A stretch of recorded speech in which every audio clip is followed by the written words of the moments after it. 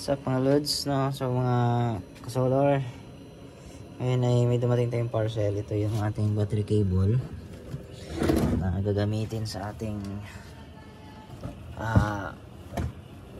inverter cable, no? Kasi kung nakita nyo, number 8 itong gamit ko sa number 8 itong gamit ko sa ito ay number 8.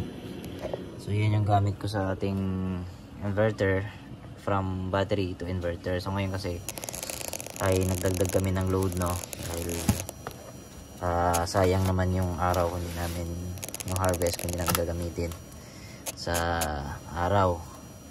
So kaya ako napilitang mag order nito, no. Ito ay battery cable, ganito siya kapal, 25mm. Dahil yung battery cable ko na itong from battery papuntang inverter ay umiinit siya kapag may load ako na na magsabay yung aircon at saka rice cooker. At the same time meron kaming air fryer na niloload sa araw, so umiinit yung wiring, so halos di mo na siya mahawakan. So naisipan ko na mag-change ng 25mm na cable. So buksan natin.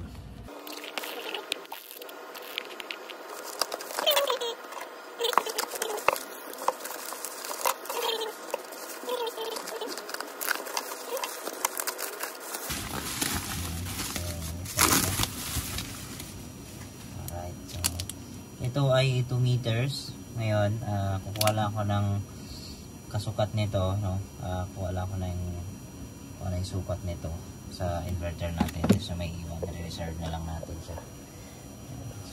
Right, mga lods, na papatayin muna natin itong ating system. Transfer muna tayo sa Meralco. At bakasin natin yung kailangan bakasin. Okay?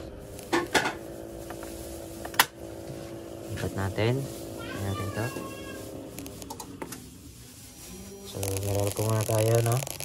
Baklasin natin ito. Ayan, so okay na. Na-connect na natin mga boss, no? Ito yung from battery. Ito yung battery to inverter na. Okay. So, ito. Palitan natin ito. Or dadagdagan natin ito. At sa mga boss, no? Ito na yung wiring natin. Tinanggal. Pinalitan na rin natin. So, nilagay na natin to. Ito yung malaking 25mm na wiring. Alright, kung napansin nyo, ito na siya. Napakakapal. Kung napansin nyo naman, sobrang liit ng mga number 8 sa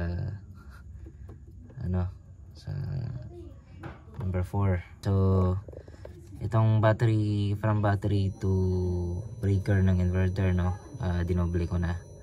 So dinoble ko na ito doble din. Ayan. Then ito na siya, naka-connect na siya dito sa ating bus bar.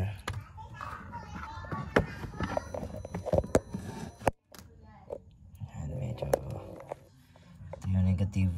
Ayan, ito yung positive side. Ayan, nakadoble na yan. So ayan, sasarado na natin ito.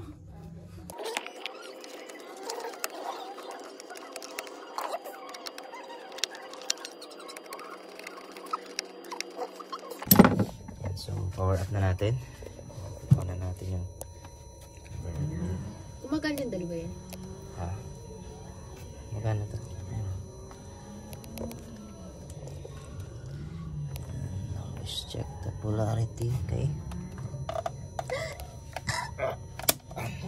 Tigas. So naka-on na.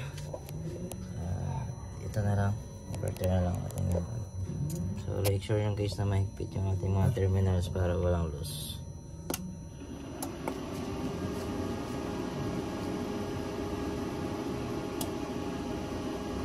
So nakapansin nyo na wala na siyang nagbi-beep kasi tinanggal ko yung beep niya. Okay. So ano natin to? Ito, naka-off ko natin yung relay. Okay, so lumipat siya sa solar. So naka-solar tayo, load natin is 190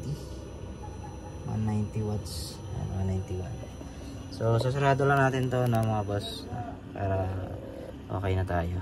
Alright, so hanggang dito na lang muna.